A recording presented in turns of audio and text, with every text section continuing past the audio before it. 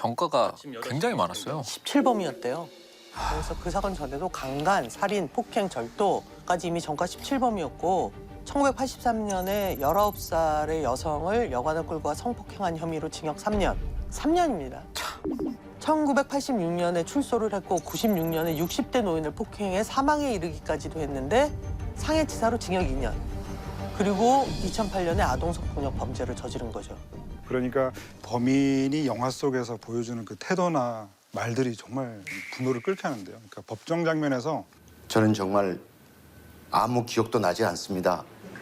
너무 억울합니다. 신신미약을 주장하는 그런 모습들을 보고 있으면은 굉장히 뭔가를 알고 이용한다라고 하는 느낌이 계속 들고 있고요. 또 나중에 이 피해자의 아버지를 1대1로 마주했을 때도 내가 언제까지 여기 있을 것 같으세요?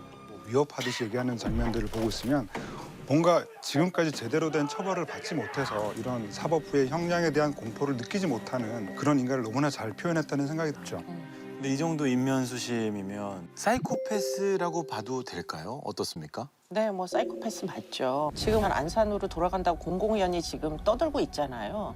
그것 자체가 어쩌면 지역사회에 대단히 본인의 존재감을 드러내려는 시도, 언론의 주목을 받고 싶은 시도 이런 거가 아닌가. 특징 중에 하나죠. 네. 그리고는 이제 판결 전 단계에서 사이코패스 판정 도구를 여러 번 이제 실시를 해가지고 점수가 20점이 훌쩍 넘는 그런 결과를 초래했는데 그 정도 높은 점수들은 연쇄살인범 아니고는 사실 받기 어려워요. 아, 조두순이 받은. 네. 그렇기 때문에 수백 시간의 심리 치료를 받고 나서도 지금 소아성애적 경향이 여전히 불안정하다. 이렇게 판정이 나왔다는 겁니다. 어쨌든 이 사건 이후에 좀 긍정적인 부분은 많은 것들이 좀 바뀌었다고 하셨잖아요. 2019년부터는 미성년자를 성폭행한 범죄자를 대상으로 출소 후 1대1 전담 관찰을 허용하는 이른바 조두순법이 시행돼요. 그런데 문제는 그럼에도 불구하고 전자발찌를 차고 피해자 근처까지 가도 사실은 법적으로 그게 범죄가 안 된다는 거. 이게 이제 문제이고요. 어쩌면 이 조두순 사건은 우리나라 현대사에서 가장 중요한 사건일지도 모르겠다. 그 생각을 저는 하는 게 이 조두순 사건으로 인해 가지고 친고죄가 폐지가 됩니다. 2008년도 이전까지는 아동 강간을 목격을 해도 목격자가 신고를 해도 아동한테 가가지고 저 아저씨를 고소를 할래요 안 할래요를 물어봐야 그래야 사건이 되는 그런 시대였어요. 그렇기 때문에 소원이한테 왜였어요? 나쁜 아저씨 벌 주러. 저 아저씨 맞냐, 저 아저씨 처벌할래? 아저씨가 하고서는 본인의 의사를 물어보는 대목이 나옵니다. 실제로 실제로 진짜 물어봤어요. 법정까지 나오라고 해가지고. 왜냐하면 친고죄가 있기 때문에 피해자의 처벌 의지가 분명해야 처벌할 수 있기 때문에. 그리고는 이제 조사 과정 중에 똑같은 얘기를 경찰에서 여러 번, 검사는 검사대로 피해자를 다시 피해 아동을 불러서 또 여러 번의 이제 조사를 합니다. 왜 또 법정에 나가서 진술해야 됩니까? 이거는 애를 2번 죽이는 겁니다. 결국은 지금 소원이의 아버지가 국가를 상대로 손해배상 청구를 해가지고 원스톱 센터라고 해서 처음에 시작이 됐는데 피해 아동이 한 번 가가지고 진술을 하면 지금처럼 이렇게 영상을 찍기만 하면 되잖아요. 굳이 아이를 다시 불러 제낄 필요가 없죠. 그러니까 아동 피해 진술 대신에 CD를 플레이하게 만드는 해바라기 센터라는 게 탄생하게 된 계기가 되는 겁니다. 참 나아지긴 했는데 그 과정이 참 처참하죠. 끔찍하네요. 네. 정말. 그 나쁜 아저씨 아줌마한테 말해줄 수 있겠나? 뭐 잘못한 거 있어. 같이 갔으면 아무 일도 없었을 텐데. 워낙 사안이다 보니까 이준익 감독께서도 이 영화를 만드는 데 있어서 쉽지 않았을 것 같아요. 너무. 그 이준익 감독이 평양성을 만든 이후에 잠시 상업영화 은퇴 선언을 되게 뜬금없이 했죠. 네. 근데 이 소원의 연초를 결심한 이유는 이런 사건은 그냥 덮어둬도 되나? 사고라 사고. 그냥 아가 길 가다가 그냥 차에 받친 게야. 그런 사고. 라는 질문을 던지고 싶으셨던 거예요. 그래서 피해자의 고통에 공감하는 영화를 만들고 싶으셨다고 하고 왜 하필 우리 아한테만 이런 일이 일어났을까? 처음에 이 작품을 누가 감독할지 모르는 상태에서 소문이 돌았어요. 이 소재로 영화가 기획된다. 근데 사실 걱정이 되게 앞섰어요. 도대체 이걸 어떻게 접근하려고 막 그런 생각을 제작을 했었는데 이준익 감독님이 하신다는 말씀을 듣고 사실 그게 우려가 기대로 바뀌었죠. 그래서 보면 저는 정말 이준익 감독님이 조심스럽게 이 영화를 만들었다고 생각해요. 최소한의 장면 그리고 감정을 강요하거나 뭔가 센세이션을 일으키거나 이런 것들을 완전히 배제를 해서 그 끔찍한 사건은 너희 다 알고 있잖아. 자, 이제부터 이 가족은 어떻게 이것을 극복하고 주위 사람들과 힘을 합칠까로 집중을 해서 계속 우리로 하여금 소원이의 가족, 그 이웃이 되게 하는 거예요. 여기서 그거 얼마나 멀다고? 엄마, 꼭 같이 가자 해라. 들었나?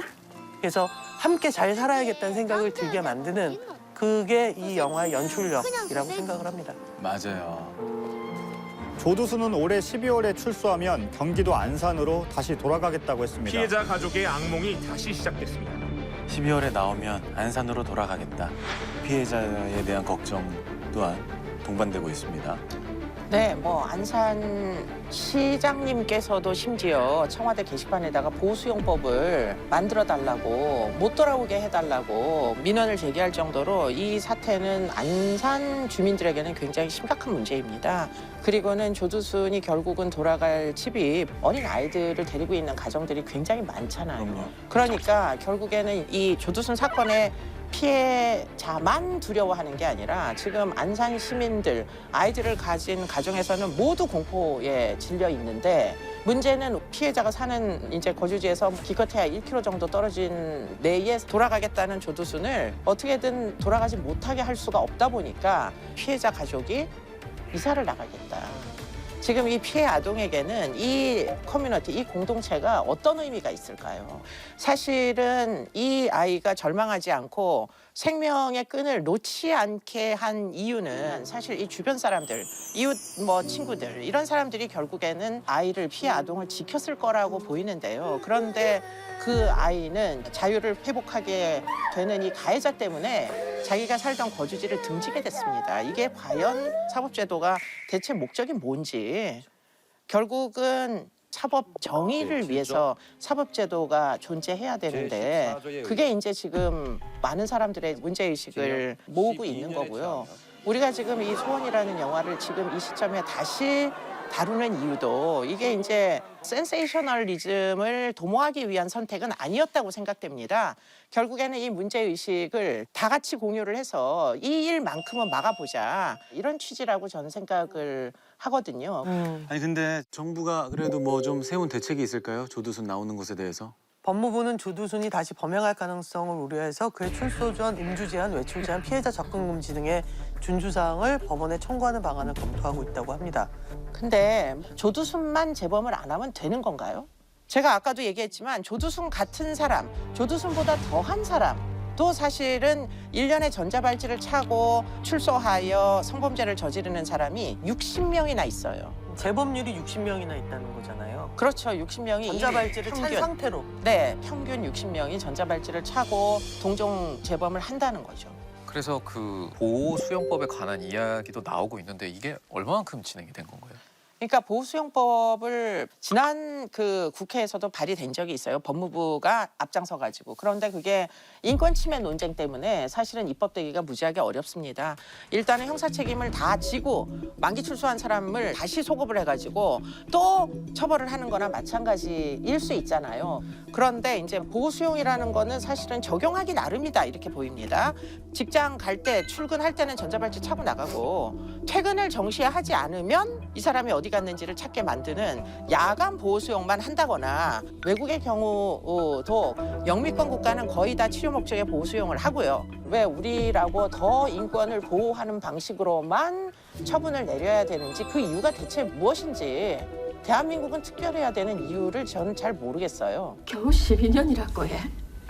정수가세요. 12년이면 우리 아가 몇 살인지 아십니까? 12년이면 우리 아가 몇 살인지 아십니까?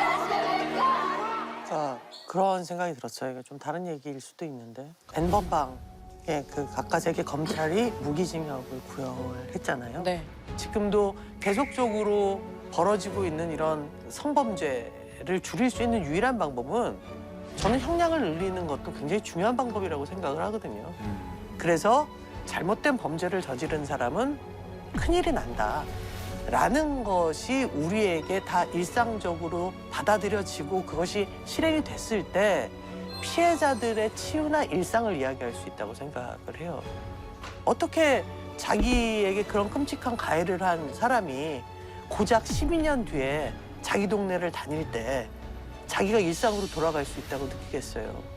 그래서 모두가 특히 사법부에 계신 분들이 지금 결심하셔야 되는 것들이 있다는 생각이 듭니다. 오늘 트레일러는 영화 전문 유튜버인 거의 없다님이 올려준 영상으로 보시겠습니다.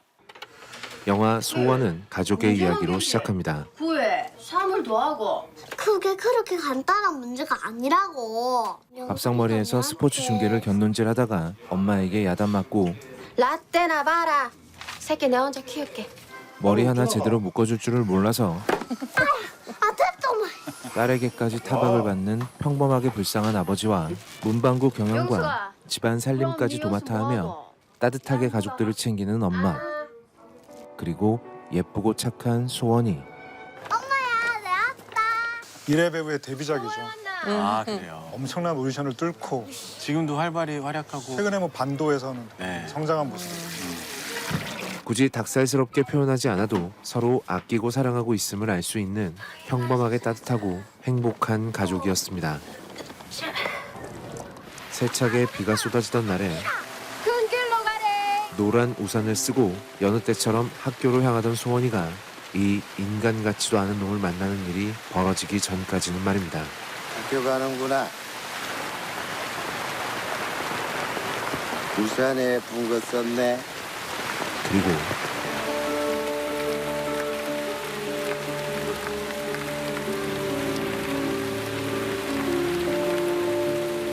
이 악몽 같은 사건은 소원이의 아빠와 동부서 서진혁 형사인데요. 지금 애가 크게 다쳐가지고 지금 의식이 있다 없다 합니다. 아버님만 가능한 빨리 와주셔야 되겠습니다. 엄마에게 알려줍니다. 반쯤은 미친 것 같은 상태로 병원에 달려온 두 사람을 기다리고 있는 건 차마 눈을 뜨고 바라보기 힘들 만큼 끔찍한 소원이의 모습이었죠. 실제로 저 정도 상황이요. 저거보다 더 했죠. 더 했어. 네. 눈에 넣어도 아프지 않을 자식에 대해 이런 이야기를 들어야만 하는, 직장부터 대장 맨 윗부분까지 다발성 천공과 열상이 있어 보입니다. 그리고 이런 수술에 동의해야 하는 아버지의 심정은 어떨지. 잘 들으세요. 대장하고 항문을 다 드러내야 합니다. 지금 하지 않으면 생명이 위험합니다. 감히 상상도 할 수 없는 일입니다. 이런 와중에도 똑똑하고 착한 소원이의 말은 엄마야 아빠야. 바쁠 것 같고 아픈 사람도 잡아야 될 것 같고 배고 많이 다친 것 같아서 그냥 112로 전화했다. 아버지의 마음을 한 번 더 찢어지게 하죠.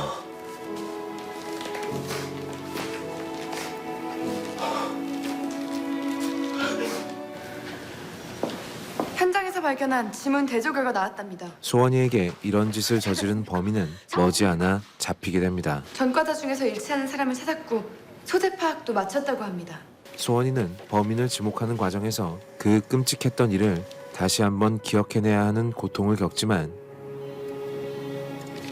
학교 근처에 나쁜 아저씨가 혹시나 친구들에게 나쁜 짓을 하지 못하도록 빨리 잡아달라고 소원이는 이야기했었습니다.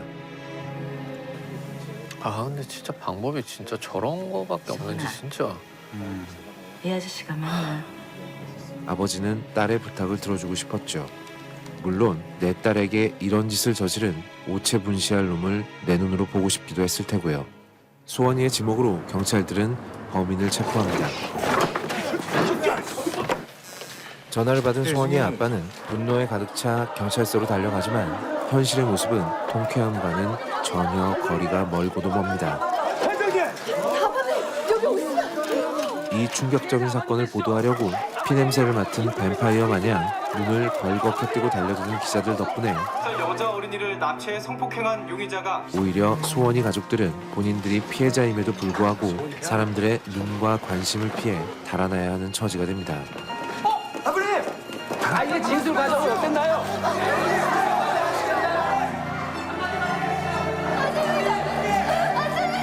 소원이 옆집 아주머니만큼의 배려심도 뉴스까지 나와가 세상 사람들이 다 알아보면 안 되는데. 최소한의 인간적인 공감 능력도 없는 잔인한 시대의 저널리즘은 그저 이 사건을 관심 끌기 딱 좋은 끔찍한 사건으로 포장해서 이용하기 바빴죠. 바로 옆 동산. 다급한 마음에 소원이를 안고 달려가던 아버지는 실수로 소원이의 트라우마를 건드리고 맙니다. 움직이지 마라. 움직이지 마. 소원이의 눈에 아버지가 이렇게 보인 순간 소원이는 다시 한번 공포에 질리고 아버지는 절망하고 말죠. 사모님이 있어주셨어요. 영화 소원은 범인을 잡는 수사극도 통쾌한 복수극도 아닙니다. 이 영화는 돌이키기 힘든 상처를 받은 소원이와 소원이의 엄마야, 가족들이 좀 아팠어. 서로의 상처를 어떻게 보듬는가에 대한 담담한 이야기입니다. 소원이 그러고 있는 게 참 미안하. 아빠한테 뭐 창피하고 있었어? 아빠 나가 있을게. 13살이고 얼굴 내놓고 있어. 처음부터 소원이와의 의사소통을 담당했고 소원이의 닫힌 마음의 문을 여는데 가장 앞장서서 도움의 손길을 줬던 이 상담 교사는 알고 보면 비슷한 상처를 가진 사람이었습니다. 내 딸이 소원이랑 똑같은 일을 겪고 16살 되던 애 자살했어요. 처음 소원이를 발견했던 순경은 아무런 대가도 바라지 않고 기꺼이 소원이를 위해 인형탈을 뒤집어 쓰고 춤을 춥니다. 소원이 부모의 절친인 이분들은 누구보다 도움이 절실했을 소원이 가족을 위해서 우격다짐으로 돈을 빌려주고 내가 우리 마누라 몰래 들어오는 적금이 하나 있거든. 밥을 챙겨주고 니 뭐 아무것도 못 먹지? 함께 울어주기도 하고 네 성격에 센 척한다고 속 시원히 울지도 못했지. 때로는 대신 분노해주기도 하면서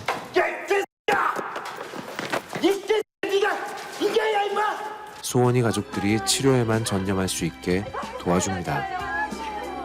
소원 내의 사정을 얼추 짐작한 이벤트 회사 직원은 소원이 아버지를 위해 잠깐만요. 소원이가 좋아하는 캐릭터의 인형탈과 옷을 무상으로 빌려주죠. 그 쓰고 나중에 돌려져 있어. 덕분에 소원이 아빠는 자신을 무서워하는 소원이와 이야기를 할 수 있게 되었습니다.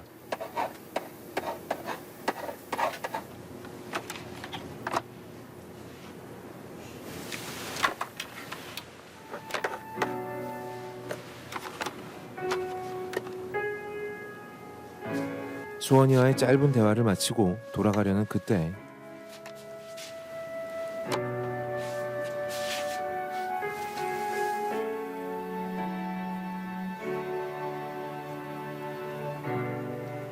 아빠는 오랜만에 딸을 안아봅니다. 근데 우리 소원이가 요즘 말을 잘 안 한다고? 한동안 말을 하지 않던 소원이도 소원이를 사랑하고 응원하는 많은 사람들의 노력 끝에 조금씩 마음을 열게 됩니다. 자고 일어나면 꼭 옛날로 돌아가 있었으면 좋겠다는 생각. 옛날에 우리 할머니가 아이고 죽겠네, 아이고 죽겠네 그러셨는데 그 말이 무슨 말인지 알 것 같은 기분이 들어요. 그게 무슨 뜻일까?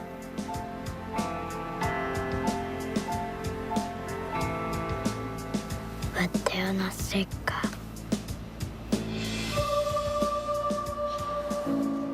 소원이가 집으로 돌아가던 날 소원이네 문방구 유리창엔 이런 것들이 붙어있네요. 소원이와 앙숙 같았지만 사실은 절친이었던 영석이가 친구들과 함께 쓴 것들입니다. 그리고 이 아이가 내내 마음에 걸려하던 것이 있었죠. 그날 아침에 학교 같이 가려고 왔었는데 같이 갔으면 아무 일도 없었을 텐데 영석이와 수원이 아빠는 언제 어디서나 수원이의 든든한 보디가드가 되어 수원이를 지켜줍니다. 언니 아빠야지. 어렴풋이 아빠라는 걸 짐작하고 있던 수원이가 아빠에게 먼저 손을 내밀죠. 집에 가자.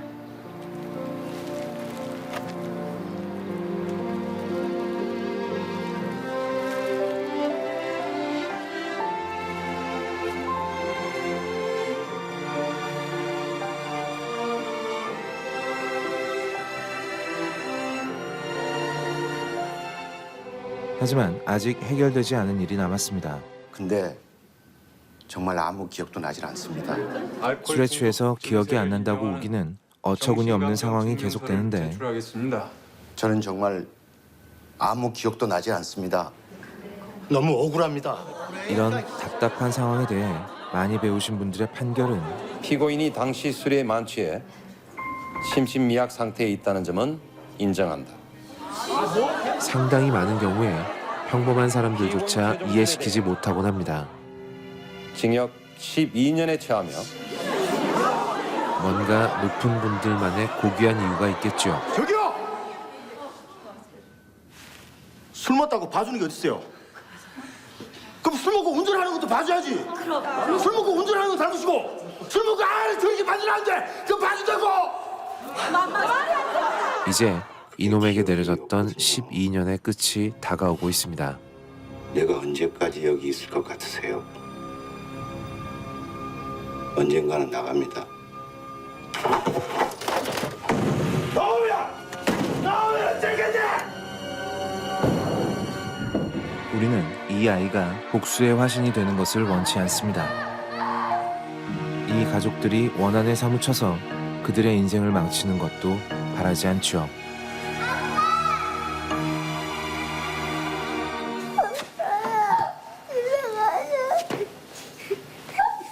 우리가 진짜 보고 싶은 모습은 이 아이와 가족들이 다시 괜찮아지고 평범해지는 모습입니다.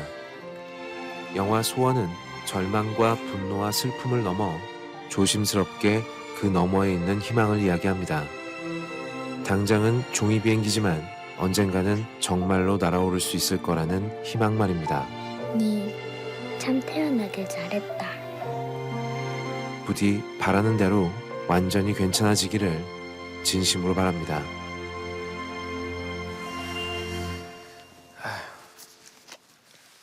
네, 이 소원은 그 조두순 사건을 모티브로 하고 있는데 정말 다시 생각하기 싫을 정도로 끔찍한 사건이에요. 정말. 2008년에 있었던 사건이고요.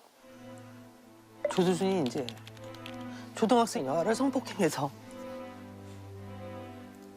영구적인 상해를 입히고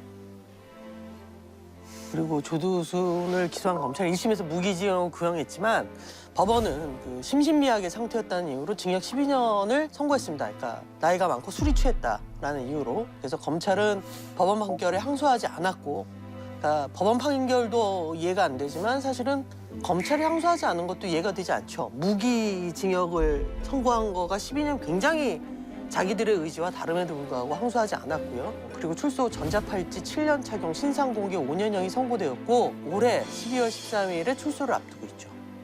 범행 당시 이제 조 씨가 만취 상태였다는, 그래서 사물을 변별할 능력이 없었다는 걸 인정한 건데, 근데 여기서 자세히 보면 이 심신미약이라고 보기에 그 범죄가 너무 치밀했고 계획적이었다는 지점을 우리가 또 넘어갈 수가 없어요. 조두순은 이제 등굣길에 잠복을 했고 기다리다가 눈에 띄지 않는 방법으로 피해 아동을 현장으로 데려갔고요. 그다음에 무엇보다도 현장의 흔적을 지우기 위해서 범인이 한 행동이 한 아이의 인생을 돌이킬 수 없는 곳으로 돌려놨다는 거. 그리고 그 화장실에 바닥이 뭐 흥건하도록 수돗물을 틀어놓고 도주했어요. 그 수법이 잔인하고 동종 전과가 있는 점을 미루어 엄벌에 처한다. 다만 피고인이 당시 술에 만취해 심신미약 상태에 있다는 점은 인정한다. 저런 범죄를 저지르고 12년형밖에 받지 않았다는 거는 납득을 할 수가 없거든요. 근데 많은 분들이 아마 그러실 것 같아요. 그 당시 그 조두순 사건의 피해 아동이 그 원했던 형량이 있더라고요. 그러니까 조두순의 형량은 60년이어야 된다. 왜냐하면 납치죄 10년, 폭력죄 20년, 유기 10년, 또 장애를 입혀서 평생 배변 주머니와 인공장치를 달게 한 죄 20년을 합한 게 이제 60년인데요. 근데 이제 검찰은 조두순을 기소하면서 13세 미만 미성년자에 대한 성폭력 범죄를 가중 처벌하는 성폭력 특별법을 적용하지 않고 강간상해죄를 적용을 해서 이런 일이 이제 발생하게 된 거죠. 사실 그 지금 이 소원이라는 영화를 처음부터 끝까지 저는 한 번도 제대로 본 적이 없어요. 너무 고통스러워서 도저히 그 당시에 이제 이 아이가 당했던 피해를 상상을 하면은 이 영화가 도저히 봐지지가 않더라고요. 근데 문제는 그 당시 이게 지금 2008년도 사건이잖아요. 그 당시에 이제 성폭력 사건은 양형이 12년이 나온 건 그 당시로선 굉장히 많이 나온 것이었어요. 그렇기 때문에 지금 이 조두순이 저지른 아동 성폭력 사건 말고도 아동 성폭력 사건이 또 있었는데 그 사건은 피해자가 4명이나 됐었습니다. 아동들만 골라가지고 다 성폭행을 했었거든요. 그 사건의 경우에도 똑같이 12년형이 선고가 돼가지고 출소하자마자 전자발찌를 차고 8일 만에 13살짜리 아이를 또 강간치상을 해가지고 지금 상반기에 1심에서 18년형을 받은 사건이 있습니다. 그렇기 때문에 사실 그 당시로서는 2008년도로서는 12년형이라는 게 절대 짧은 형기는 아니었다 이렇게 보시면 되겠죠. 그런데 지금 이제 영화를 보고 지금 12년형이라는 걸 생각을 하고 보면 아 이게 정말 말도 안 되는 얘기다라는 생각을 안 할 수가 없죠. 아이는 지금도 이제 20세 여성이 됐죠. 그런데도 지금 장애가 남아 있습니다. 회복이 안 된 거죠, 피해서. 그런데 문제는 그 피해를 유발한 자는 피해자가 살고 있는 그 본거지로 돌아가서 자유롭게 돌아다닐 수 있게 됐다. 이게 이제 현실입니다. 근데 아까 그 12년 똑같이 받았던 4명에게 피해를 입혔던 네네네. 그 나쁜 놈은 지금 18년 구형을 받은 상황이라고요? 무기징역은 또 안 되는 거네요? 안 돼. 여전히 안 네, 돼? 안 됐습니다. 그것도 역시. 왜냐하면 지금 성폭력 사건은 살인 사건에 비하여 형량이 낮을 수밖에 없다라는 게 이제 양형의 그 균형이라는 거죠. 인명피해가 난 사건이 아니기 때문에 그게 정당하냐 라는 부분에 대해서는 굉장히 논쟁의 여지가 많다고 보이고요. 그러나 어쨌든 현재의 양형 기준은 그렇습니다. 그러니까 거기서부터 많이 잘못됐네요. 그러니까 요즘 계속적으로 여러 곳에서 사람들이 문제 제기를 하는 게 바로 그 형량의 문제, 판사의 선고가 딱 나자마자 모두 절망하게 되는 거예요. 너무 형량들이 낮고 전체적으로. 그리고 왜 판사는 언제나 꽤 많은 분들이 왜 가해자의 입장을 그렇게 많이 생각하시나 라는 생각이 드는 거죠. 네. 근데 사실은 이제 사법제도의 제일 주요 클라이언트는 누굴 것 같으세요? 국민 아닐까요? 사법제도는 범죄자를 위해서 존재하는 겁니다. 범죄자를 처벌하기 위해서 적법한 절차에 따라서 인권 침해 없이 처벌하기 위한 제도가 사법제도인 거예요. 그렇기 때문에 범죄자의 인권은 언제나 사법제도에서 최우선으로 고려하는 인권이죠. 그렇기 때문에 피해자는 사법제도의 주요 클라이언트는 지금까지 아니었던 거예요.